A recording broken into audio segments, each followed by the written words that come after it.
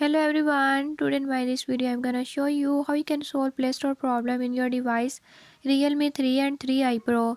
In this device Realme 3 and 3i Pro, if you're having any issue like your Play Store is not opening or is not working, I'll tell you few tips and tricks that you can use to fix it.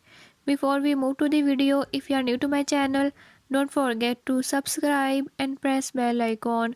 Watch complete video and learn how you can fix it.